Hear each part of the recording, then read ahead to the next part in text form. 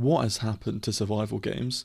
In the past 10 years, we've had huge games such as Arma 2 DayZ mod, DayZ Standalone, War Z, Ark, and even more recently, Valheim, Scum, Deadside. And then we have the single players such as Days Gone, which is criminally underrated still to this day. So why, in 2022, are our Steam charts looking like this? Is it because all new survival games suck? Or is it because we're completely sold on an absolute pipe dream? This is the day before, by the way, and it's crazily ambitious, but if it can pull it off, then I'm all for it. Right, enough of that. Let's go back to where it started. The DayZ mod. I think we can safely say DayZ is the pioneer of open world multiplayer survival games.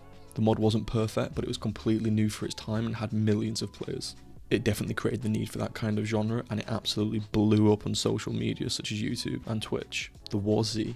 Now the War Z has always got a special place in my heart. It did PvP amazingly, but it's a shame cheaters completely overran it. Yeah, after the cheaters came, the game fell off pretty quickly. DayZ Standalone. DayZ Standalone then is definitely not what DayZ Standalone is today. It released pretty bare bones, it was quite buggy, and it wasn't as good as the mod, and I think that's what ended up completely stalling its early beginnings. Of course, DayZ today is very different, and I feel like without the mods it wouldn't be where it is at all. Third-party mods in DayZ is what allows the game to thrive. Rust. Rust had a similar start to DayZ in the fact that it had a pretty rough start, but it's definitely found its ground, and now still so many people are playing it. Rust was the first proper standalone game that absolutely excelled at base building. Ark Survival Evolved. Ark had a huge twist in the survival aspect, and they made base building insane. But the same with some of these other games, Ark's optimization was dreadful, and even the best PCs at the time were struggling to run it. Even though Ark was still massive, this definitely tanked its growth. Alright, recap time. A lot of these games shared the same factors that stopped it from growing and also caused its downfall. Number 1, optimization. Being realistic, a lot of these games ran like crap. Number 2, early access. Now I'm all for games starting early access, especially indie companies that are trying to build up their money so they can create a great game.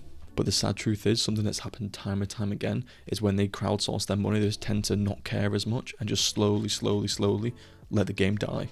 Okay, this is two things, but I feel like they fall under the same umbrella. Updates and original ideas.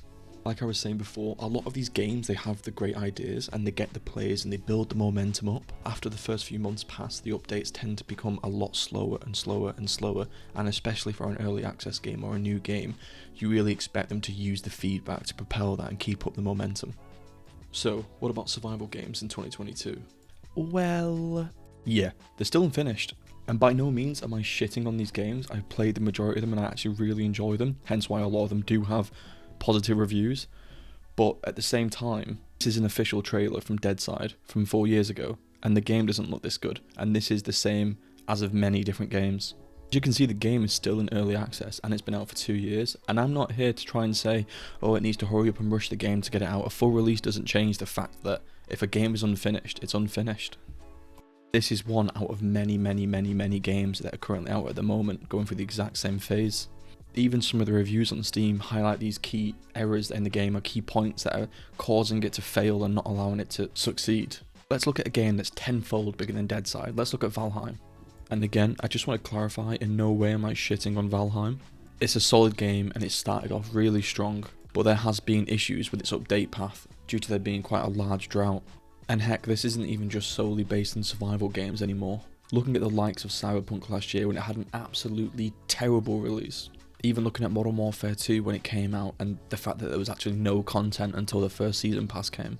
I think the issues with the survival games at the moment is the same sort of issues that are affecting every game.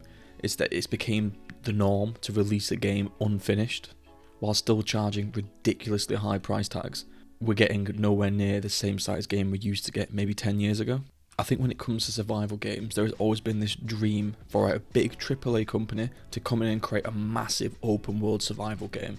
And I'm talking about PvP, base building, on a huge scale. And of course, that requires a lot of resources to make, which allows it to become more understanding that these smaller companies find it so difficult to progress to the next step. But that might just be me, but all I know is that I would kill to get a fully polished survival game, and I'm sure many other people would as well.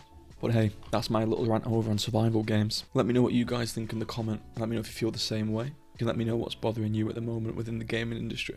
Leave a like if you enjoy, guys, and don't forget to subscribe. Don't worry, I still continue to play survival games because I absolutely love them, but it's just how I'm feeling at the moment. I feel like something needs to happen, something needs to change, and hopefully sooner rather than later.